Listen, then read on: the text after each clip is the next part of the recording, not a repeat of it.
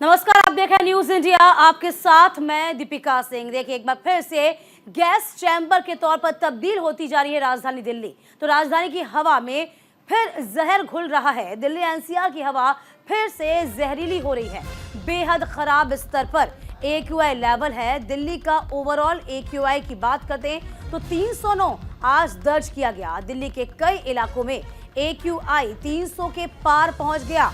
नोएडा में भी AQI 372 दर्ज किया गया है। बात मुंबई की करें तो मुंबई में भी हवा की गुणवत्ता लगातार गिर रही है। मुंबई में 139 तक AQI लेवल पहुंचा है। मुंबई में मध्य श्रेणी में गुणवत्ता पहुंची हुई है। तो किस तरीके से जो स्मॉग है, इसका कहर जो है वो लगातार बढ़ता जा रहा है। स्वास्थ्य पे इसका सीधा असर पड़ता है। बात देखिए, आंखों में जलन हो, सांस लेने में दिक्कत हो, स्पेशली उन लोगों को ज्यादा परेशानियां होती हैं जिनको सांस लेने में दिक्कतें होती हैं।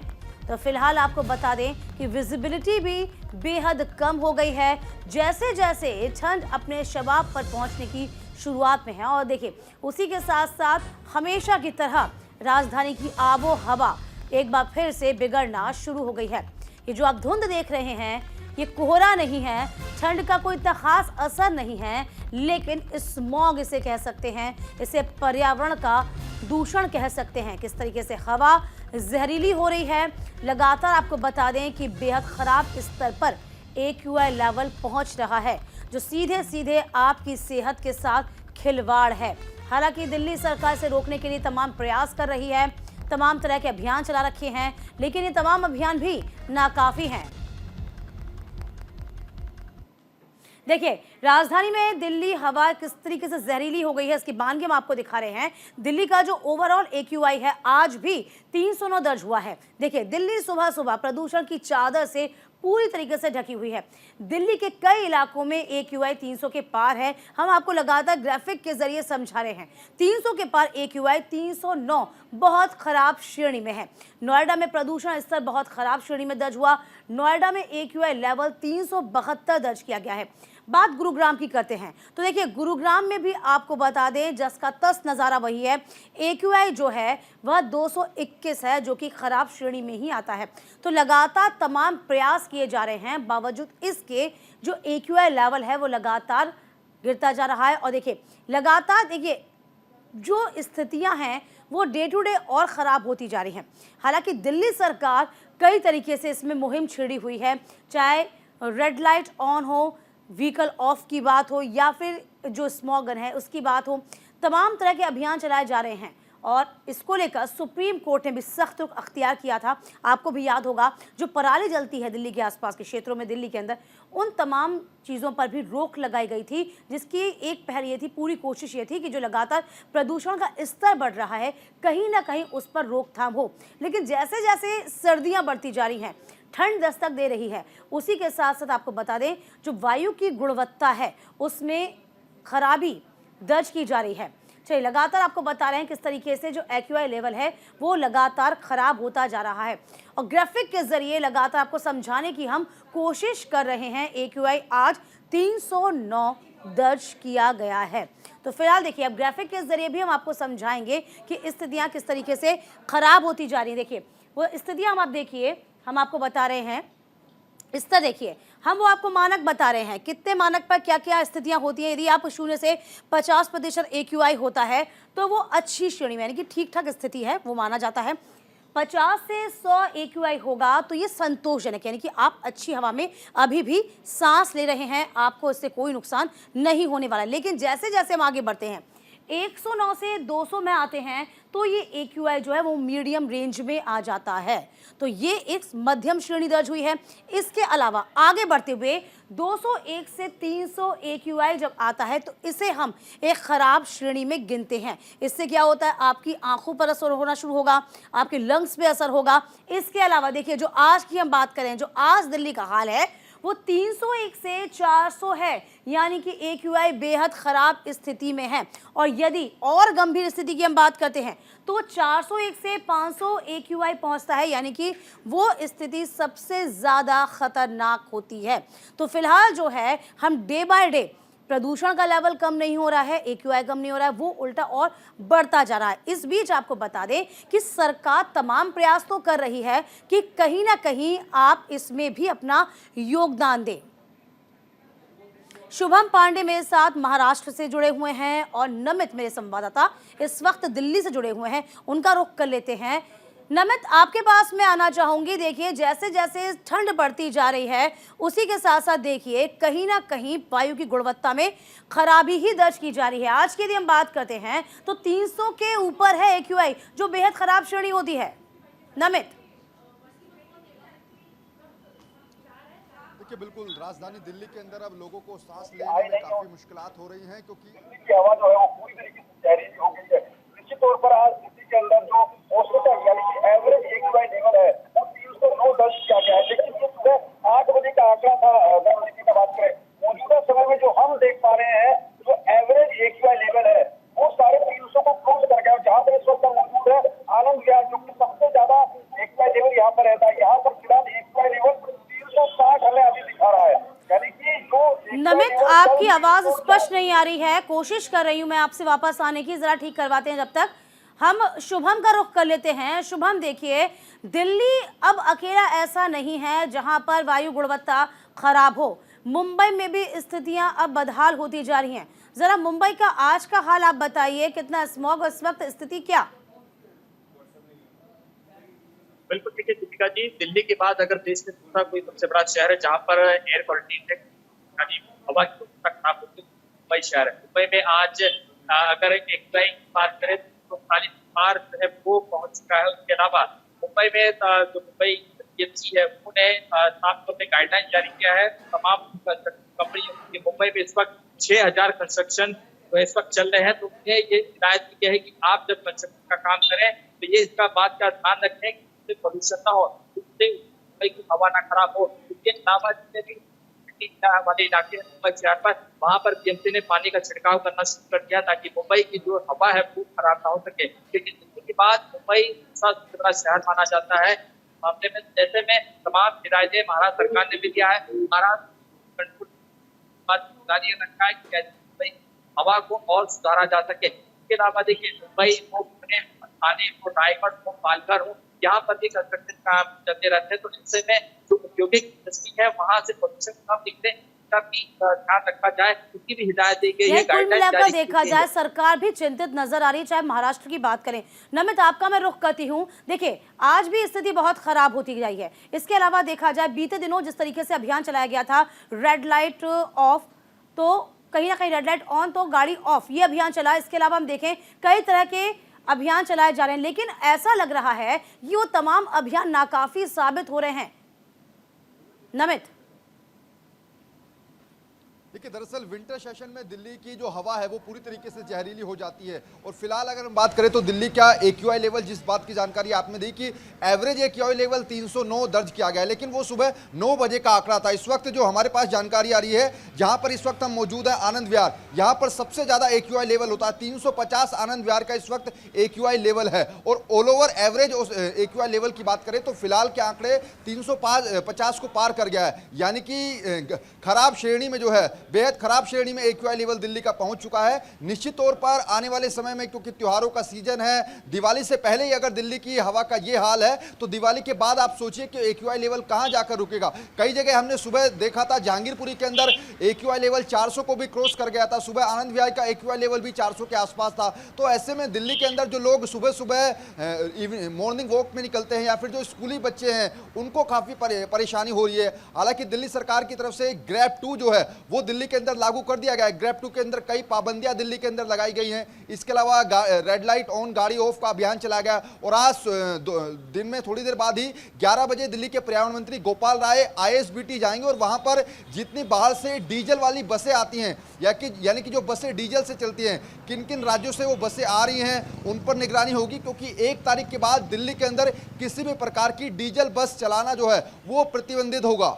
लेकिन इन तमाम चीजों के बीच नमित, हम देखिए ये हर साल होता है। ऐसा नहीं है कि जब जब सर्दियां दस्तक देती हैं एक्यूआई लेवल बद से बदतर होता जाता है। लेकिन सवाल ये है कि अंत में ही समझ में क्यों आता है जब मुसीबत सर पे आ जाती है। आपने भी देखा था और हम यूँ कहें कि सभी को पता है कहीं ना कहीं जो पराली की समस्या है उससे भी 2-4 हुए हैं, हालांकि उस पर जुर्माना भी लगाया गया लेकिन वो भी नाकाफ़ी रहा। तो तमाम चीज़ें, ऑल ओवर चीज़ें जो मिलके प्रदूषण को ख़राब करती हैं, और यहाँ पर आपकी रणनीति में भी बदलाव की ज़रूरत है। जो अभियान आप चला रहे हैं उसमें भी बदलाव की ज़रूरत है। ये जो AQI बढ़ रहा है इस बात की तस्दीक करता है। देखिए, दरअसल यहाँ पर दो चीज़ें हैं। पहला तो ये कि सरकार को पहले से ही सजग रहना चाहिए। दूसरा ये कि सरकार जो नियम कायदे कानून दिल्ली के अंदर लगा रही है जहरीली हवा से बचने के लिए, उसमें जब तक लोग अपनी जन भागीदारी नहीं निभाएंगे तो वो अभियान सफल नहीं होगा। चाहे हम रेड लाइट ऑन गाड़ी ऑफ अभियान की बात करें, कई लोग हमने देखा कि अभी भी रेड लाइट पर अपनी गाड़ी का इंजन ऑफ नहीं कर रहे हैं, उस वजह से भी पोल्यूशन थोड़ा सा बढ़ता है। दूसरा ये कि दीपावली नज़दीक है, ऐसे में दिल्ली और NCR के अंदर सुप्रीम कोर्ट के आदेशानुसार पटाखों जरा ये पर भी बैन है, बताइए लेकिन आप, कई जगह हम देखते हैं कि पटाखे शुभम, अभी मैं भी आपसे भी छुड़ाए जा रहे पूछती हैं। हूँ, पहले आपसे पूछ लेती हूँ शुभम, कि NGT ने कोई नियम बनाया है यहाँ पे? अभी NGT ने कुछ संज्ञान लिया, उनकी तरफ से कोई नियम बने? देखिए दीपिका जी, अभी तक कोई नियम लागू नहीं किए गए। हालांकि लोगों को हिदायत जरूर दी गई है, तमाम कंस्ट्रक्शन कंपनियों को, तमाम व्हीकल होते हैं बड़े बड़े जहाँ से करता है,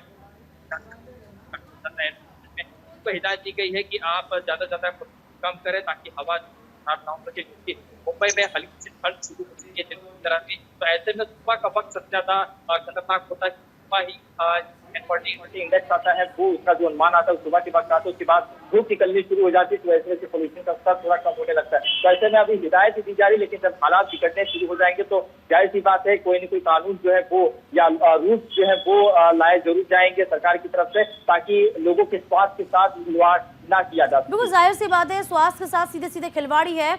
नमित, क्या लगता है, बहुत संक्षेप में आपसे भी जानना चाहेंगे, क्या NGT के कुछ नियम है यहाँ पे, क्या संज्ञान लिया NGT ने? देखिए, NGT की तरफ से, क्योंकि जब दिल्ली सरकार की तरफ से सुप्रीम कोर्ट में ये याचिका डाली गई थी कि पटाखों पर प्रतिबंध लगे, NGT की तरफ से भी कहा गया था कि NCR में पटाखे नहीं जलाए जाएंगे। इसके अलावा जो दिल्ली के अंदर कंस्ट्रक्शन वर्क्स है उस पर रोक लगा दी गई। लेकिन एक छोटा सा एग्जांपल हम यहाँ पर आपको देकर दिखाते हैं। 10 बजे से दीपिका ऊपर का समय है, लेकिन मेरे कैमरा पर्सन थोड़ा सा जूम करके दिखाएंगे जहां से उस फ्लाईओवर पर गाड़ियां चढ़ रही हैं। आमतौर पर अगर आप यहाँ पर आएंगे तो सारी चीजें क्लियर दिखेंगी, लेकिन 10 बजे से ऊपर का वक्त है और AQI लेवल इतना ज्यादा है कि यहाँ से कुछ भी क्लियर नजर नहीं आ रहा है। यानी कि ये केवल आज 29 अक्टूबर की तारीख है, जैसे जैसे दीपावली नजदीक आई, यानी कि 12 नवंबर की दीपावली है, उस दौरान दिल्ली का नमित कि अभी दिवाली दूर है, अभी स्थितियां और खराब होती जा रही हैं। लगातार न्यूज़ इंडिया आप सभी के माध्यम से अभी तमाम दर्शकों तक पहुंचा रहा है बात कि आप पर्यावरण को दूषित ना होने दें, आप भी सहयोग करें। यदि रेड लाइट पे आप खड़े होते हैं तो अपनी गाड़ी को ऑफ करें। चलिए, आप दोनों का बहुत शुक्रिया तमाम जानकारी देने के लिए।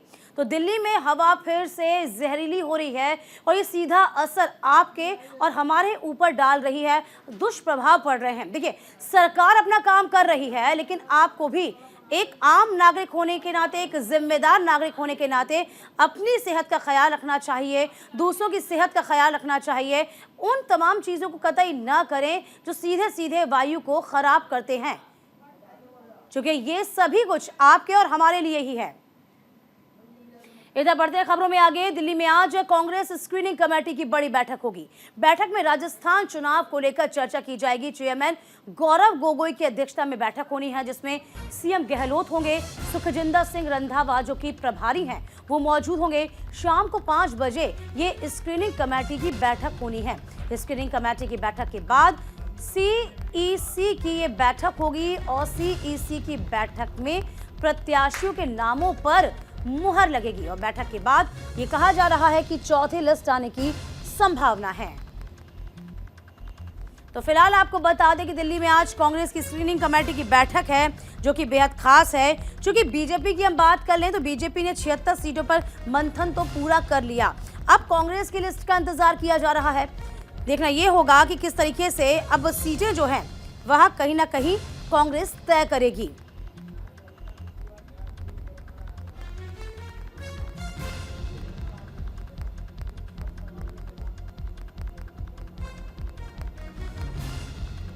तो अभी तक कांग्रेस की बात कर लें, 95 नामों की लिस्ट कांग्रेस ने तैयार की है।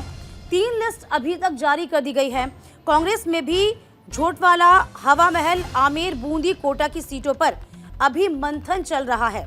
चौथी लिस्ट में आपको बता दें कि कई नामों को जगह मिल सकती है।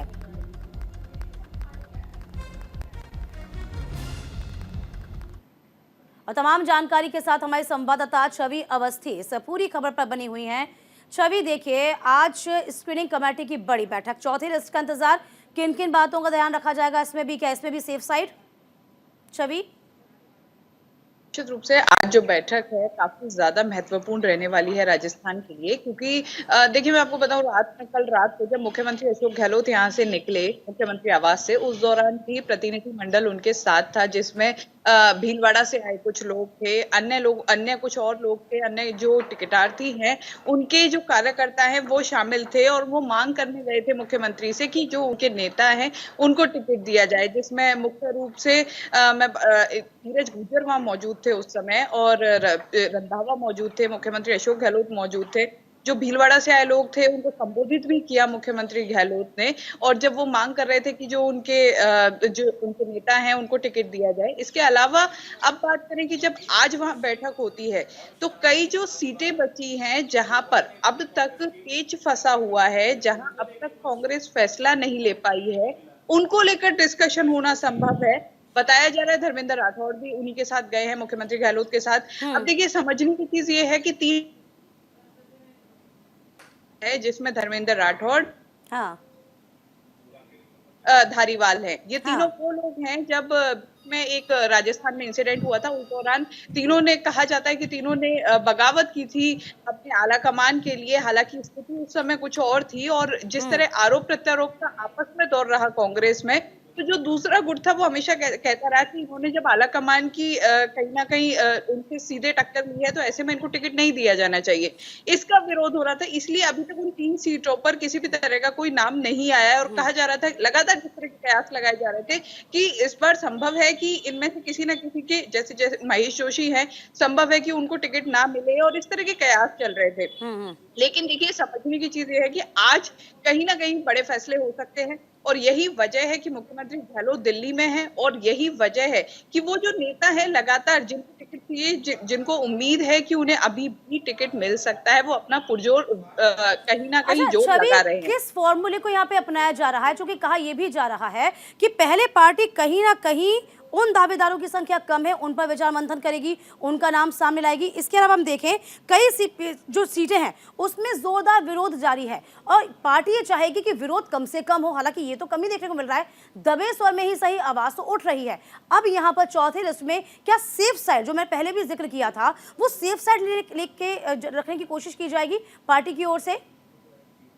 देखिए, फॉर्मूले कांग्रेस की तरफ से बहुत बनाए गए थे। हाँ। उदयपुर में जब इनका सबका समिट हुआ था उस दौरान बहुत फॉर्मूले बने थे कि इस एज के बाद नहीं दिया जाएगा, या फिर एक परिवार से नहीं दिया जाएगा, कई फॉर्मूले बने थे। लेकिन जब लिस्ट आई है, जो बीती 3 लिस्ट आई है, उनमें कोई भी फॉर्मूला लागू होता नजर नहीं आता। सिर्फ एक ही फॉर्मूला लागू होता है कि कैसे भी पार्टी को एकजुट रखते हुए जिताऊ कैंडिडेट उतारा जाए, सिर्फ इतना फॉर्मूला। क्योंकि बीते जितनी भी तीनों लिस्ट आई है उनमें जिस तरीके से देखें ऑलमोस्ट रिपीट हुए हैं नाम सारे, और ऐसे इनमें वो भी नाम है जिन्होंने आलाकमान का विरोध किया, इनमें वो भी नाम है जिन्होंने तथाकथित रूप से कांग्रेस पार्टी का विरोध किया। काफी ज्यादा घटनाक्रम राजस्थान में बीते 4-5 साल में हुए हैं, तो लेकिन कहीं से भी ऐसा नहीं लगा कि किसी का उन वजह से नाम कटा हो, या किसी के उन वजह से टिकट कटा हो। तो कुल मिलाकर कह सकते हैं कि फॉर्मूला कांग्रेस किसी तरह का नहीं ले रही, जो कांग्रेस है उसका एक टारगेट है, सकते हैं एक सेफ साइड खेलते हुए सिर्फ उन्हीं प्रत्याशियों को सामने लाया जाएगा कि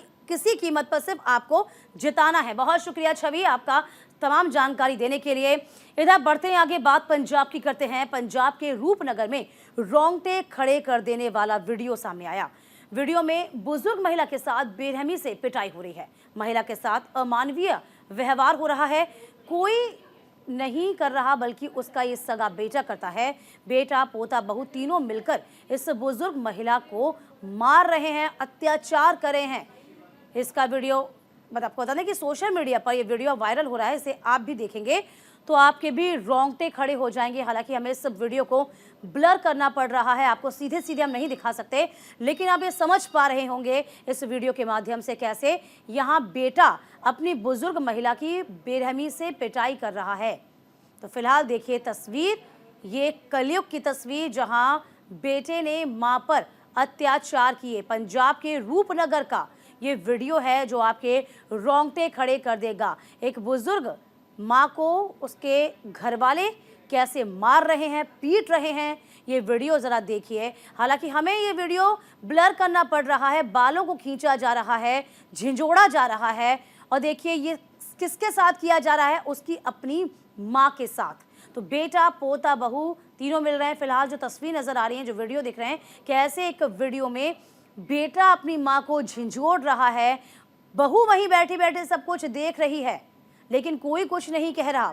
इस बुजुर्ग महिला पर अत्याचार हो रहा है और ये वीडियो इस वक्त सोशल मीडिया पर वायरल है। जो भी ये देख रहा है उसके रोंगटे खड़े हो जाएंगे, रोंगटे खड़े हो जाएंगे, कैसे मारा जा रहा है।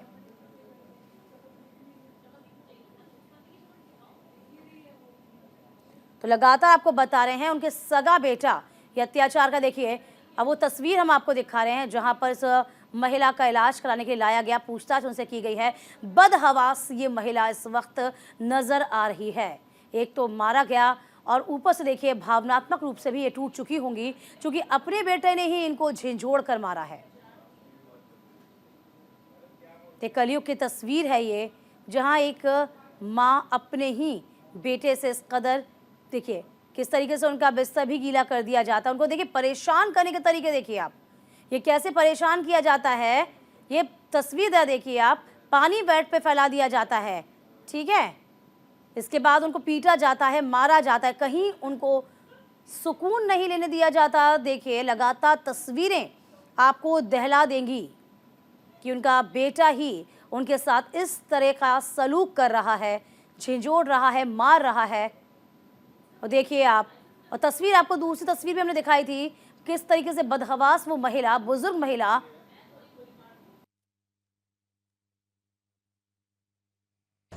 लंदा जी। वाहिगुरू जी खालसा, वाहिगुरू जी फतेह। पर अज रोपड़ शहर ਦੇ ਵਿੱਚ खड़े हैं जी, ਗਿਆਨੀ ਜੈਲ ਸਿੰਘ एक नगर है ਜਿਹੜਾ ਇੱਥੇ बड़ा पौश एरिया रोपड़ शहर ਦਾ, ਉੱਥੋਂ ਇੱਕ ਅੱਜ ਮਾਂ ਨੂੰ ਰੈਸਕਿਊ ਕੀਤਾ। ਮਾਂ ਆਸ਼ਾ ਰਾਣੀ ਵਰਮਾ, ਉਹਨਾਂ ਦੇ ਹਸਬੈਂਡ ਲੇਟ ਸ਼੍ਰੀ ਹਰੀਚੰਦ ਵਰਮਾ, ਉਹ ਵੀ ਐਡਵੋਕੇਟ। ਮੰਨ ਲਓ ਇੱਕ ਹਾਈਲੀ ਐਜੂਕੇਟਡ ਫੈਮਿਲੀ, ਉਹਨਾਂ ਦੇ ਬੇਟਾ ਜੀ ਅੰਕੁਰ ਵਰਮਾ ਐਡਵੋਕੇਟ, ਉਹਨਾਂ ਦੀ ਨੂੰਹ ਉਹ ਵੀ ਲੈਕਚਰਰ, ਉਹਨਾਂ ਦਾ ਪੋਤਰਾ +1 ਦੇ ਵਿੱਚ ਪੜ੍ਹ ਰਿਹਾ। ਉਦੋਂ ਤਿੰਨੋਂ ਮੈਂਬਰ ਉਸ ਮਾਂ ਨੂੰ ਘਰ ਦੇ ਵਿੱਚ ਇਸ ਤਰ੍ਹਾਂ ਕੁੱਟ ਰਹੇ ਆ ਜਿਵੇਂ ਜਾਨਵਰ ਕੁੱਟਦੇ ਆ। ਅੱਜ ਉਹ ਆਪਣੇ ਪੱਟੇ ਟੋਏ ਦੇ ਵਿੱਚ, ਖੂਹ ਦੇ ਵਿੱਚ ਖੁਦ ਹੀ ਡਿੱਗ ਪਏ। ਅੱਜ ਉਹ ਖੁਦ ਹੀ ਉਹਨਾਂ ਨੇ ਆਪਣੇ ਲਈ ਇੱਕ ਜਾਲ ਬੁਣਿਆ ਸੀ, ਉਹਦੇ ਵਿੱਚ ਫਸ ਗਏ। ਘਰ ਦੇ ਵਿੱਚ CCTV ਕੈਮਰਾ ਲੱਗਿਆ ਹੋਇਆ ਸੀ ਰੂਮ 'ਚ ਮਾਤਾ ਦੇ। ਉਹਨਾਂ ਨੂੰ ਇਹ ਵੀ ਨਹੀਂ ਪਤਾ ਸੀ ਵੀ ਇਹ ਗੁਨਾਹ ਸਾਡਾ ਕਿਸੇ ਹੋਰ ਤੱਕ ਵੀ ਜਾ ਰਿਹਾ। ਉਹਨਾਂ ਨੂੰ ਐ ਸੀ ਵੀ ਸਾਡੇ ਕੋਲ ਹੀ ਐਕਸੈਸ, ਪਰ ਰੱਬ ਬੜਾ ਵਿਰਾਟ ਆ। ਉਹਨਾਂ ਨੇ ਐਸਾ ਕੌਤਕ ਰਚਿਆ। ਅੱਜ ਤੋਂ 10-15 ਦਿਨ ਪਹਿਲਾਂ ਜਦੋਂ ਬੇਟੀ ਆਪਣੀ ਮਾਂ ਨੂੰ ਮਿਲਣ ਗਈ, ਉਹਨੇ ਦੇਖਿਆ ਮੂੰਹ ਸੁੱਜਿਆ ਹੋਇਆ, ਬੁੱਲ ਸੁੱਜੇ। ਆਂਢੀ ਗੁਆਂਢੀਆਂ ਨੇ ਦੱਸਿਆ ਵੀ ਤੇਰੀ ਮਾਂ ਨਾਲ ਵਿਹਾਰ ਸਹੀ ਨਹੀਂ ਕਰਦਾ ਤੇਰਾ ਬਾਪ। ਤਾਂ ਉਹਨਾਂ ਨੇ ਮਾਂ ਨਾਲ ਗੱਲ ਕੀਤੀ। ਮਾਂ ਡਰਦੀ ਕੁਝ ਦੱਸਦੀ ਨਹੀਂ ਸੀ, ਕਹਿੰਦੀ ਨਹੀਂ ਠੀਕ ਆ, ਮੈਂ ਡਿੱਗ ਪਈ ਸੀ। ਉਹ ਵੀ ਕਿਹਾ ਕਰਨ ਡਿੱਗ ਪਈ ਸੀ, ਕੋਲੇ ਖੜੇ ਰਹਿਣ, ਗੱਲ ਨਾ ਕਰਨ ਦੇਣ। ਪਰ 1 ਮਿੰਟ ਦਾ ਸਮਾਂ ਮਿਲਿਆ ਉਸ ਭੈਣ ਨੂੰ, ਉਸ ਧੀ ਨੂੰ। ਉਹਨੇ ਮਾਂ ਦਾ ਫੜਾਇਆ ਹੋਇਆ ਫੋਨ, ਜਿਹੜੇ ਉਹਦੇ ਪਿਤਾ ਜੀ ਦਾ ਸੀ, ਜਿਹੜੇ ਸਵਰਗਵਾਸ ਹੋ ਗਏ 2 ਸਾਲ ਪਹਿਲਾਂ, ਉਸ ਫੋਨ ਦੇ ਵਿੱਚੋਂ ਕੈਮਰੇ ਦਾ ਐਕਸੈਸ ਉਹਨਾਂ ਨੇ ਡਾਊਨਲੋਡ ਕਰ ਲਿਆ ਆਪਦੇ ਫੋਨ ਦੇ ਵਿੱਚ। ਤੇ ਉਹ ਘਰੇ ਆ ਕੇ ਜਦੋਂ ਉਹਨਾਂ ਨੇ ਕੈਮਰਾ ਔਨ ਕੀਤਾ ਤਾਂ ਉਹਨਾਂ ਨੇ ਦੇਖਿਆ 2-4 ਦਿਨਾਂ ਦੀ ਵੀਡੀਓ ਦੇ ਵਿੱਚ ਵੀ ਕਿੱਦਾਂ ਉਹ ਕਿੰਨੀ ਕਰੂਰਤਾ ਨਾਲ ਕੁੱਟ ਰਹੇ। इस बीच बड़ी खबर, चंद्र ग्रहण के बाद श्रद्धालुओं का पवित्र स्नान में डुबकी लगाने का सिलसिला शुरू और बड़ी संख्या में श्रद्धालु दशाश्वमेध घाट पहुंचे हैं। श्रद्धालु ने गंगा में डुबकी लगाई है। आधी रात चंद्र ग्रहण हुआ था। इसके बाद आपको बता दें श्रद्धा की डुबकी लगाने का सिलसिला शुरू हो गया है। जहां बनारस की तस्वीर आपको दिखा रहे हैं, श्रद्धालुओं ने श्रद्धा की डुबकी लगाई है। आधी रात में ग्रहण के बाद देखिए शुद्धि का सिलसिला शुरू होता है।